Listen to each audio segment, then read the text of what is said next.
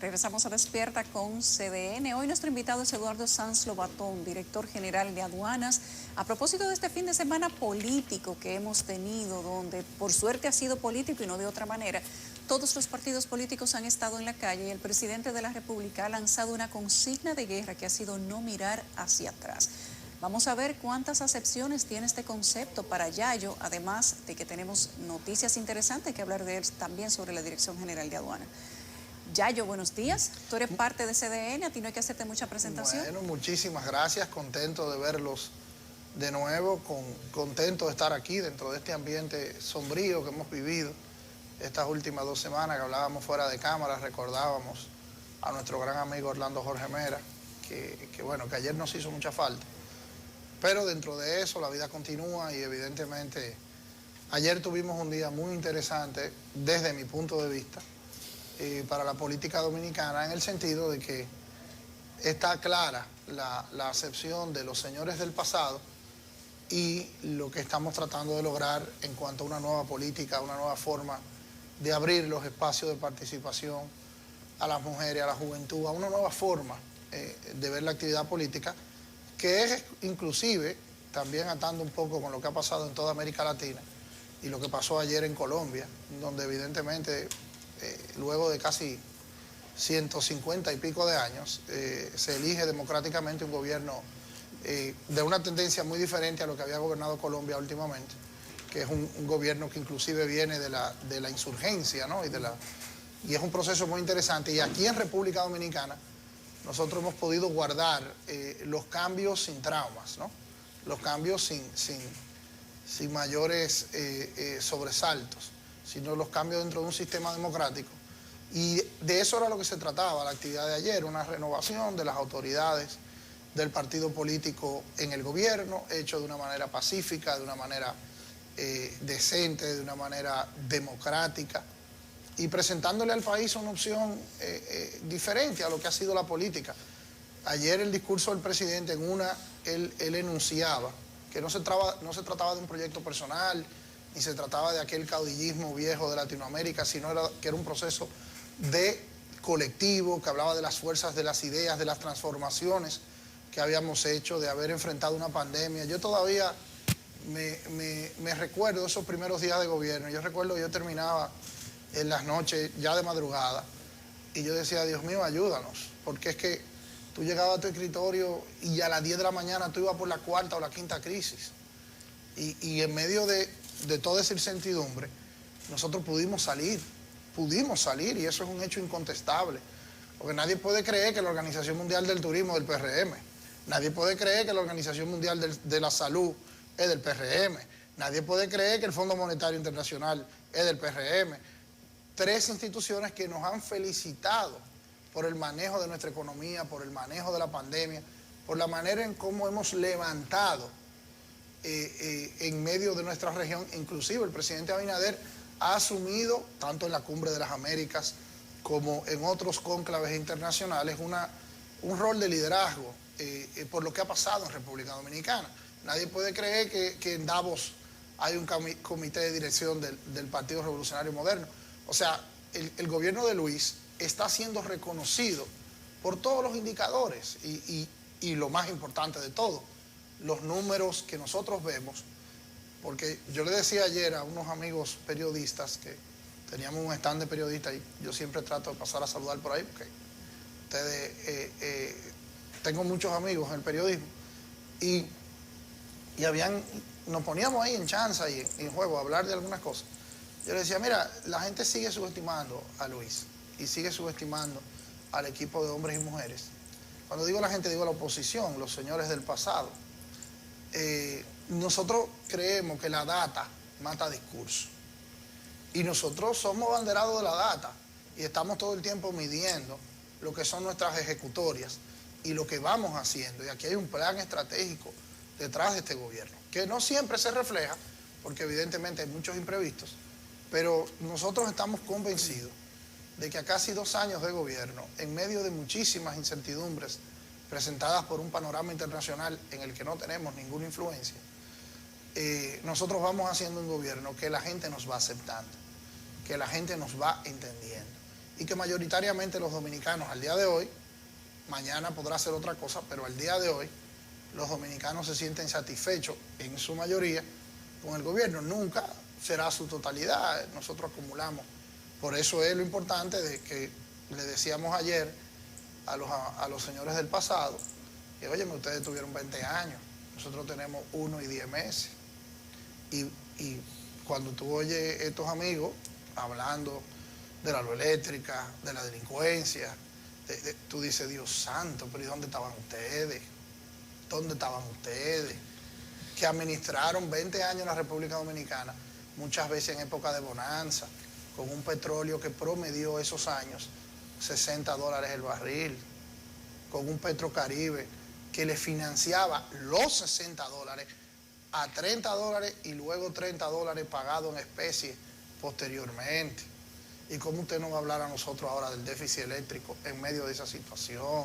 ¿Cómo usted no va a hablar de delincuencia? Que no hablan de delincuencia un día, entonces cuando la policía aprieta no hablan de derechos humanos, y entonces cuando tú calculas los intercambios de disparos en los gobiernos o sea, es verdaderamente, yo creo que la oposición política dominicana, en la que tengo grandes amigos y donde hay mucha gente decente y buena, yo no creo que ningún sector político tiene el monopolio de lo bien hecho, ni el monopolio de lo correcto. Pero yo creo, y el presidente lo decía ayer, que en la oposición política dominicana urge una renovación como la hubo entre nosotros. O sea, quienes gobernaron en el 2000 no somos los que estamos gobernando hoy, porque hubo un proceso generacional importante. Hubo una combinación, ayer lo hablaba, o sea, se lo decía brevemente al presidente Mejía, que estaba con nosotros ahí, que él ha sido un propulsor de liderazgo de generaciones, porque él coayudó a esa transformación. Yo creo que en los partidos de oposición se requiere aire fresco, se requiere gente que se puedan enfrentar con nosotros con niveles de credibilidad. Pero el que fue presidente 3 veces, el que fue vicepresidente 2 veces, el que fue presidente de la Cámara de Diputados y ahora ha sido alcalde 2 veces, o sea, son figuras que ya tienen una trayectoria y que podrán presentar su trayectoria. Y perfecto, tienen todo el derecho del mundo a eso. Ahora, esas trayectorias no se podrán oponer a las novedades, a las transformaciones generacionales que ha vivido este país. Yayo, el gobierno, entre otras cosas, el último mes se ha embarcado en una dinámica distinta a la que venía teniendo hasta ahora. Desde la perspectiva de que en principio se llamó a los funcionarios, yo no sé cómo se dio esa reunión, pero fue vayan a las calles. A ti te tocó, si no me equivoco, la circunscripción número 3, una circunscripción difícil desde la perspectiva de que es una de las zonas que concentra una pobreza pues dura de combatir. Y ahí se presentaron una serie de situaciones, de inconvenientes. Las comunidades estaban pidiendo y están pidiendo respuesta. Eso ocurrió hace un mes y tú dijiste que la respuesta les iba a llegar en 3 semanas. Me gustaría saber en qué se ha avanzado en esa respuesta y sobre todo en la dinámica total de cómo los funcionarios fueron a las comunidades y si hubo respuesta. Mira, ese fue un ejercicio muy interesante. Y es parte de la dinámica del plan estratégico que tenemos. Nosotros sabemos que estamos gobernando en medio de una crisis. Nosotros sabemos que nosotros asumimos un país donde la ciudadanía tenía un año encerrada, con dificultades que habían vivido desde el inicio del año escolar. O sea, todos teníamos nuestros hijos encima de nosotros durante tiempo y tiempo, en medio de una incertidumbre económica, porque mucha gente perdió su trabajo en la pandemia, y los que no lo perdieron cuando volvían a trabajar encontraban otra dinámica. Entonces, tú acumulas insatisfacciones históricas de una sociedad mal gobernada, en especial los últimos 20 años, pero además de eso, tú asumes un gobierno en medio de una crisis internacional donde las ansiedades de todos estaban disparadas. Entonces, en una dinámica así, hay que tener una táctica constante de acercamiento a la gente y de ver y de explicarles constantemente lo que puedes hacer y lo que no puedes hacer. El gobierno en sus provincias es exactamente eso. Nosotros, como ya decías, nos tocó la circunscripción de más votación del país e inclusive una de las más con más dificultades socioeconómicas. Sí. Los barrios de Gualey, Guachupita, Villas Agrícolas, 27 de febrero, El Luperón, que son barrios de mucha gente y que tienen todavía muchos retos de infraestructura de todo tipo. Nosotros lo primero que hicimos fue un inventario de algunos temas que podían ser corregidos rápidamente, un hidrante que no funciona, un pozo séptico que tiene que arreglarse, una calle que tiene que ser bacheada, que son problemas menores, que con poco presupuesto y con seguimiento uno puede ayudar. Y hacíamos enlaces, que si con la CAS, que si con Obra Pública, que si con el Ministerio de la Vivienda. Y eso tenía que hacer cada funcionario en su demarcación. O sea, si había un hospital que le faltaba X cosas para completarse, o que ya estaba completado, pero que no habían llegado los equipos para que funcionara, tú hacías el inventario y le dabas seguimiento en el ministerio o en la entidad correspondiente. Lo hemos hecho, todavía nosotros decíamos que íbamos a regresar a los 45 días para hacer un inventario de las diligencias que hemos hecho. Creo que se cumplen a final de esta semana, estaremos por allá y va a ser un trabajo constante porque, que vuelvo y digo, y esa es la dinámica de cómo nosotros no podemos permitir que la narrativa de lo que está haciendo este gobierno la perdamos. Porque, como decía ayer el presidente, desde la oposición se puede gritar y se puede sugerir y se pueden hacer muchísimas cosas, pero lo que no se puede gobernar. Yayo, perdón. A quienes les toca gobernar es a nosotros. Esa es la respuesta larga. La respuesta corta quizás es ¿cuál fue el sentimiento que conseguiste en la gente? ¿Desesperanza o no? Mira, ¿receptividad o no? Ustedes son un gobierno que está llegando al Ecuador. Mira, yo te voy a decir algo. Yo creo mucho en nuestra gente. Yo creo mucho en el optimismo del dominicano. Por eso te lo dicen los turistas cuando vienen aquí. Lo que más les encanta a este país, fuera de nuestras playas, nuestro clima, las infraestructuras hoteleras, es la armonía y la alegría con la que el dominicano enfrenta lo que sea. Yo creo que esa es la gran riqueza de este país. Y yo creo que este país le está dando la oportunidad a su gobierno porque está viendo las cosas reales. O sea, mira, ya la sociedad está tan interconectada que cuando la gente ve la televisión en Panamá, en Colombia, en muchísimos sitios, que ve la gente con su mascarilla para arriba y para abajo, que ve el COVID disparado, y tú ves la situación de aquí, que vivimos una semi-normalidad, la gente va entendiendo que este es un gobierno donde se han hecho esfuerzos reales de transparencia. Bueno, que todo está perfecto, que no nos hemos equivocado. Claro que no. Yo inclusive recuerdo hace una semana que tenía unas conversaciones con gente que todavía me llaman y me hacen de noche y me dicen, y yo, mira, la única garantía que yo te puedo dar de esta gestión es que nosotros vamos a atenderlo todo, vamos a investigarlo todo y bueno, nos vamos a equivocar.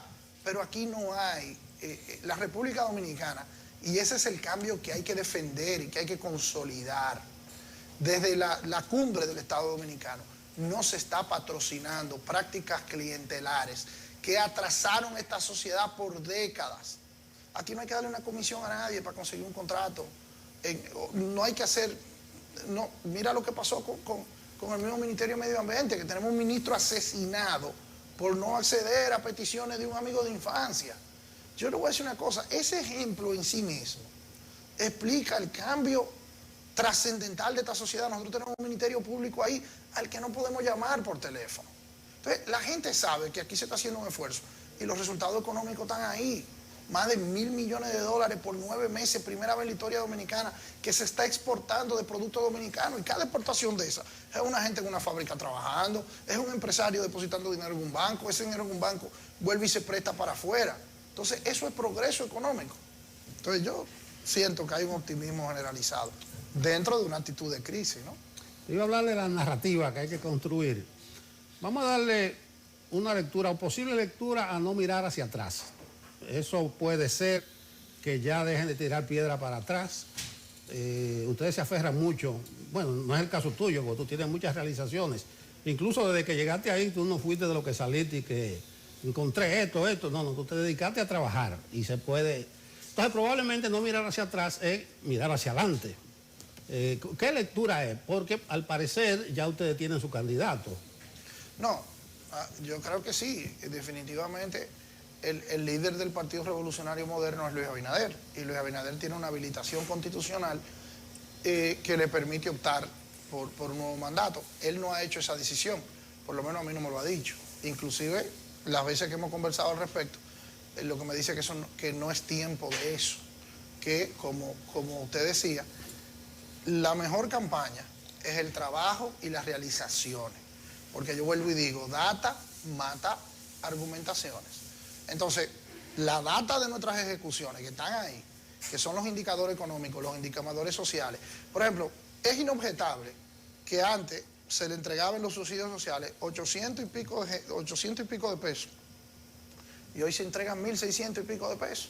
Que antes se entregaban a una cantidad y hoy se ha incrementado eso en más de 1 millón de personas. Entonces, eso es una data incontrovertible, eso está ahí, medible, que se puede hacer. Entonces, lo de no mirar hacia atrás es porque con el paso de los días, la oposición, en un legítimo ejercicio de oposición que les corresponde, comienzan a argumentar y a decir y a querernos vender los sueños del pasado que no ejecutaron. Entonces, si ellos tienen el derecho de decir, yo propongo tal cosa, nosotros tenemos el derecho de decir, pero usted duró 12 años en el gobierno, usted duró 8 años en el gobierno, ¿dónde está su data? ¿Dónde está su data? ¿Dónde está sus ejecutorias? Porque no puede ser, esto no puede ser una guerra de palabras, tiene que ser una guerra de realizaciones. Y la verdad es que comparar 1 año y 10 meses con 20 años, yo creo que a veces ahí le falta cierta objetividad a los, como dijo el presidente, a los señores del pasado. Van a popularizar a Yolandita Monge ustedes. Señor del Así pasado. es, Sí. señor del pasado. Los señores del pasado. A propósito de los Eso señores se del instaló. pasado, a propósito de los señores del pasado, nosotros decíamos ahorita que este fue un fin de semana muy político y el expresidente Fernández hablaba de la inseguridad y de la, digamos que poca capacidad que tiene la policía de hacerlo bien cuando se trata de combatir la delincuencia. Al PRM le ha tocado cargar muy duro con el tema de la delincuencia porque le ha encontrado casi entrando el gobierno con unos picos de delincuencia donde la gente se siente desesperada y no es lo mismo tener, digamos que la fluidez de una vida normal a tener un pico de delincuencia cuando la gente está tratando de recuperar todo lo perdido en la pandemia. Muchos atracos, muchos asaltos, muchas muertes. En Santiago mataron 11 personas en 9 días. Han habido hechos que la verdad es que han hecho que la gente se pregunte ¿y qué es lo que está pasando? El Ministerio de Interior y Policía dijo en voz de su jefe de gabinete que era que no había droga en la calle para lo tecato vender, palabras, o sea, tecato, para que los delincuentes salieran a vender a la calle y que habían sustituido el microtráfico por asaltos. Y eso podría ser una explicación con lógica, pero no deja de ser preocupante. ¿Cómo lo ven ustedes desde el gobierno? Mira, Yulisa, definitivamente el tema de la inseguridad y de la delincuencia nos preocupa a todos. Y es un tema que hay que verlo con toda la seriedad que podamos y hay que verlo fuera de la política. Lo lamentable de lo que explicas es que sea Leonel Fernández que esté hablando de eso, pero sí, óyeme, yo no quiero ni referirme a... Porque es que lo encuentro tan injusto eso. Si usted fue presidente 12 años, ¿usted le subió el sueldo a la policía? No. ¿Usted hizo una reforma policial? No. ¿Usted transformó en alguna medida la estructura de persecución judicial? No. Entonces, 12 años después, con la carita dándonos cátedra de esta situación, no hay legitimidad para eso. Ahora, bien, la sociedad dominicana se merece una respuesta más contundente que el hecho de que ellos no lo hicieron. Y vamos a lo que hemos hecho nosotros. Desde que nosotros llegamos, el tema de la reforma policial ha estado en la agenda nacional, no solo en la del gobierno, sino que se convocó a todos los sectores vivos de este país a que coayuden a una reforma integral de la policía, que incluye seguro médico para los policías como nunca habían tenido, incremento salarial como nunca se había hecho, con asesores internacionales, inclusive incorporando experiencias exitosas de la Policía de Madrid, de la Policía de Nueva York, de otras policías, porque el problema es que no es darle un botón, no es, bueno, vamos a arreglar la policía, darle un botón, no. Hay unas estructuras ahí que por décadas y décadas han funcionado de una manera que nosotros estamos transformando. Pero además de lo que yo estoy diciendo, que estamos invirtiendo recursos y tiempo, porque los gobiernos hablan con su presupuesto, vuelvo y hablo lo de la data, no es que suspiros, que poesía, no. Los gobiernos hablan con su presupuesto. Y ahí están los presupuestos de Luis Abinader, que llevamos 2 en el tema de seguridad ciudadana. Pero además hay un fenómeno mundial que tenemos que entender. El mundo estaba cerrado. Y los índices de delincuencia, no en República Dominicana, en Estados Unidos, en Europa, en Latinoamérica, porque hay un fenómeno social acompañado con la pandemia que con, evidentemente, la incertidumbre laboral que creó la pandemia, con la incertidumbre económica que creó la pandemia, hay un fenómeno socioeconómico que tiene que ver con la delincuencia.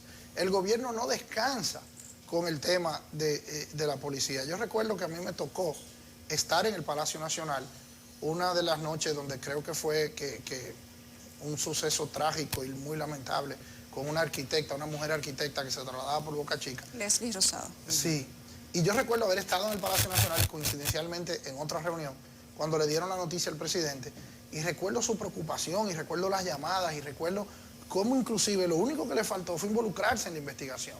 Evidentemente, lo de la delincuencia ha sido enfrentado como nunca antes se había enfrentado ese tema aquí, con el tema de los carteles de droga. Yo ahora que acabo de regresar hace unos días de Washington firmando un acuerdo entre las aduanas de los Estados Unidos y las aduanas de República Dominicana, que es la primera vez en la historia que eso pasa. Nunca un director de aduanas de Estados Unidos había firmado un acuerdo de colaboración y de seguridad con el director de aduanas de la República Dominicana, que a mí me hace sentir particularmente orgulloso porque todos sabemos que los gringos, los amigos del norte, no se andan sentando a firmar papeles a lo loco. O sea que eso de algún modo es un espaldarazo al esfuerzo de transparencia que nosotros hemos hecho. Porque ese acuerdo que nosotros firmamos en Estados Unidos de colaboración y de seguridad entre ambas aduanas no lo tiene ningún país del Caribe, ni de Centroamérica. El único país que lo tiene es República Dominicana. Eso te dice cómo ellos sienten que nosotros estamos trabajando en materia de seguridad. Y lo que articulaban el Ministerio de Interior y Policía, que lo podemos articular de otra manera, pero lo que ellos dicen es que se está incautando más droga en este año y pico que llevamos de gobierno que en los últimos 16. Solamente esa data, siéntense a pensarla. Siéntense a pensar a esa data. Tú sabes lo que eso significa en términos del microtráfico, en términos de los carteles de droga, en términos... Esa data de por sí sola debería por lo menos convocar el silencio de los señores del pasado. De todos los temas, que ellos tienen derecho a hablar de lo que ellos quieran, porque estamos en un ambiente democrático y ellos deben hacer sus ofertas.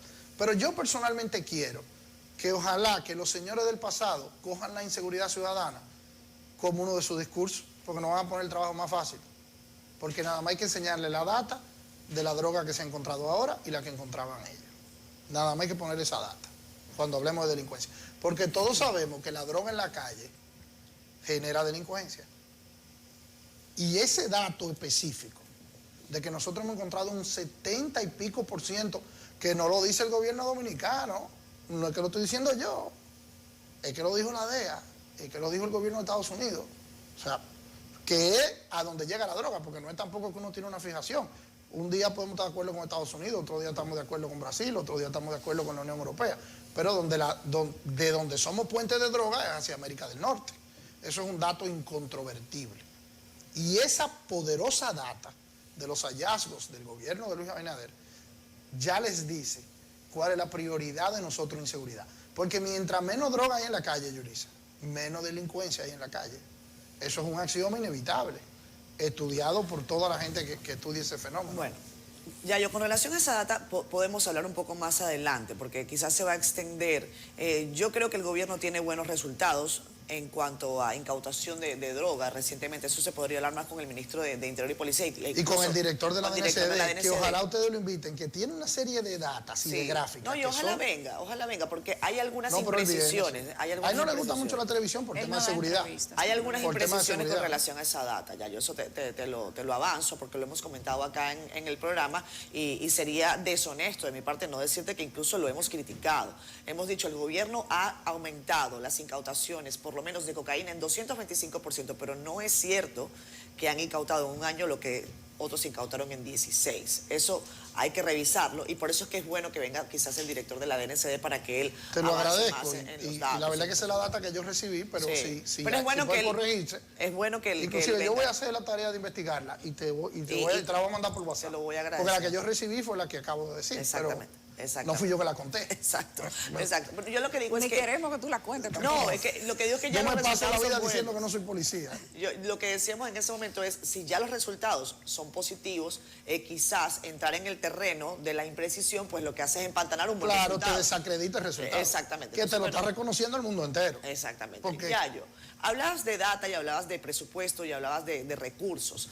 Hoy en el periódico El Caribe se hace un artículo en donde se explica que el Poder Ejecutivo definitivamente tendrá que someter de manera pronta un presupuesto complementario. Se acaban los recursos, el gobierno está asumiendo una importante carga desde el punto de vista de los subsidios y la meta eran 20.000 millones o 18.000, Nelson. No, ya llegó a 20.000 Ya llegó a 20.000. de marzo acá. De marzo acá, 20.000 millones asumiéndolo el gobierno nada más por concepto de combustibles. ¿Qué se está estableciendo dentro del gobierno? ¿Esa es una posibilidad cercana? ¿Presupuesto complementario? ¿Cómo piensan mitigar esto? Mira, lo primero es que esos casi 20.000 millones de pesos que se han destinado al subsidio de combustible es otra preocupación más del gobierno de Luis Abinader por los más necesitados, para evitar una alza constante o desproporcional de los combustibles. Me decía el cónsul general en Chicago, que es un gran amigo nuestro, que allá se está pagando la gasolina dólar a dólar más cara que aquí, lo cual te dice el esfuerzo que hemos hecho en ese sentido. Lo hemos podido hacer en parte por la recuperación económica que ha capitaneado Luis Abinader. Solo en la Dirección General de Aduanas nosotros hemos generado un excedente en lo que va del año ya vamos casi por 8.000 millones de pesos, que conjuntamente con los excedentes que genera la Dirección General de Impuestos Internos por una gestión con niveles de eficiencia destacados, hemos podido ir paliando el tema. Ahora, como bien dices, no es suficiente y no podemos predecir con el recrudecimiento de la guerra entre Rusia y Ucrania. No es predecible hasta dónde vamos a llegar con el precio del petróleo ni hasta cuándo. Entonces, lo que busca el presupuesto complementario es que evidentemente habrá que buscar de otras áreas donde se ha sido menos proactivo en el gasto del presupuesto para destinarlo a estos subsidios que son una meta del gobierno que inclusive contribuyen con la estabilidad y la paz social de la República Dominicana. Entonces, la prioridad de mantener, inclusive en estos días nos reconocía la Agencia Pro Consumidor de Centroamérica y el Caribe, reconocía que la canasta básica que menos ha subido de todas es la de República Dominicana. Y eso es lo que, cuando yo hablaba de narrativa al principio, eso es lo que tenemos que comunicar constantemente. Aquí ha habido un esfuerzo concentrado, subsidio a los combustibles, ley de tasa cero, liberalización de las importaciones, pero al mismo tiempo, para no destruir o no afectar a nuestra industria nacional, subsidios como nunca por el Banco Agrícola para el campo dominicano. Para el mismo tiempo que estamos dando apertura para tratar de mantener el tema de los precios de la canasta básica, al mismo tiempo estamos subvencionando a nuestros polleros, a nuestros habichueleros, a nuestros arroceros, para que no nos pierdan la capacidad de producir. Porque la tasa cero y la producción en un momento pueden entrar en contradicción. Y eso se ha hecho de la mano con la Asociación de Industria de la República Dominicana, con las asociaciones de importadores, con los agropecarios. Porque lo que le hemos dicho a todo el mundo, nosotros no queremos interferir en su negocio, ni lo queremos desayudar. Ahora, tenemos que cruzar este puente. Tenemos que cruzar este puente porque las estructuras de producción nacional a veces no se adaptan tan rápido como si se adapta el precio en el supermercado. Entonces, ese balance, ese equilibrio que hemos llevado, que ha mantenido la canasta básica, evidentemente, en medio de una inflación mundial. O sea, eso no lo podemos tapar. Una inflación que primero está alimentada por un mundo cerrado que se abrió de repente.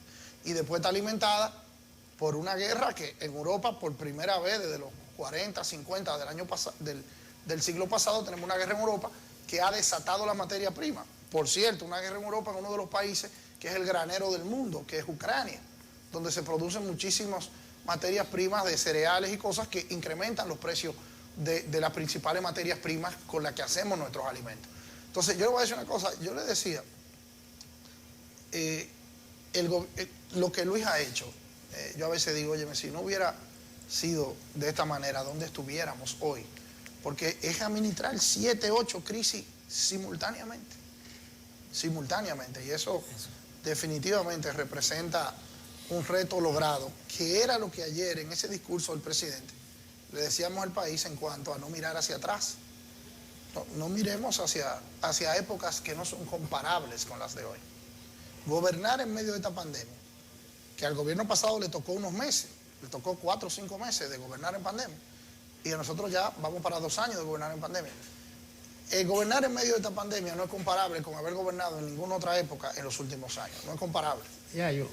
Vamos a quedarnos ahí con el asunto de los combustibles y la necesidad de hacer algunos cambios en la política tributaria. Hay que captar más impuestos y se llega ya el año preelectoral. Si se aplaza mucho el asunto, no habrá tiempo. Andy Dawaje escribe hoy y dice que si hubieran aplicado el aumento que correspondía a la semana anterior, que cerró el barril en un promedio de $119, eso es casi un 96% más de lo que está previsto en el presupuesto, que son 62. Dice Andy que hubiese aumentado 94 centavos el galón premium. O sea, si hubiera pasado de 2.93 a 2.89 y tanto. Eso es bastante gravoso. No sé si Aduana está en el gabinete económico. Y lo digo porque el presidente Abinader dijo en Los Ángeles que el gabinete económico está trabajando, mirando la situación principalmente de los combustibles, porque se ha salido de control y que tan pronto él llegase a República Dominicana, eso lo dijo el día 9, se iban a reunir y iban a tomar medidas. ¿En qué está? Mire, sí, nosotros participamos del gabinete económico específicamente a través del Ministerio de Hacienda, porque la Dirección General de Aduana es una dependencia del Ministerio de Hacienda. Y se ha estado reuniendo, como dijo el presidente, sí, valorando esta situación que está fuera de control, dice Abinader. Mire, lo del precio del barril. El presidente de la República hace como un año emitió un decreto para crear una comisión para vigilar los precios de los productos de primera necesidad y también de los combustibles. Y ese comité, yo creo que no ha pasado una semana sin que nos reunamos, salvo que el presidente esté fuera del país, como el caso de la semana pasada. Nos reunimos constantemente, inclusive se leen los precios. O sea, nosotros nos sentamos, bueno, ¿cuál es el precio esta semana del aceite? ¿Cuál es el precio esta semana de la leche? ¿Cuál es el precio de esta semana? Y lo monitoreamos y se toman acciones contundentes. Por eso es que hemos podido contener la inflación que se ha llevado de encuentro a otros países de América Latina. Definitivamente nosotros también, por el buen comportamiento de la economía, por el crecimiento más alto de todo el continente americano, hemos podido contener la necesidad de una reforma tributaria que no hemos tenido que hacer a este momento y que el presidente ha dicho que no está en su agenda en este momento, porque en medio de toda esta situación, meternos en eso también hubiera sido otra crisis más que tener que atender. Y gracias a Dios, las recaudaciones, tanto la Dirección General de Impuestos Internos como nosotros, hemos ido haciendo un trabajo junto con el crecimiento de la economía, con el auge de la zona franca, con el auge de las exportaciones. O sea, los robustos de nuestros números económicos han evitado que tengamos que abocarnos a una reforma tributaria y tocarle el bolsillo con más impuestos a los dominicanos en este momento. Entonces, yo creo que eso ya también es otra de las cosas que hay que reconocerle al presidente Abinader, porque lo que decían todos los teóricos económicos al principio del gobierno era la necesidad inminente de una reforma tributaria. Nosotros pudimos vadearla porque decíamos, bueno, pero encima de la pandemia, encima de la inflación, encima de la guerra, una reforma tributaria no puede ser. Y hemos mantenido las felicitaciones de las calificaciones de riesgo. O sea, el Fondo Monetario Internacional me dijo a mí, sentado en mi despacho, que ojalá, yo decía, ay Dios, ¿por qué no los estoy grabando? Porque debí grabarlos, pero bueno, había que pedir permiso y era todo protocolo. Pero esa gente me hablaron de la economía dominicana de una manera que yo me sentí orgulloso de ser miembro del gobierno de Luis Abinader. Porque el timón con el que hemos manejado esta economía en medio de esta crisis mundial, pasarán décadas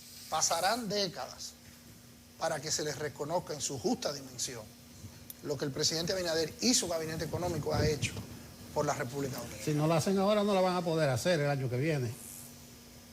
No, pero este es el primer gobierno del presidente Abinader. La hacen en el próximo gobierno.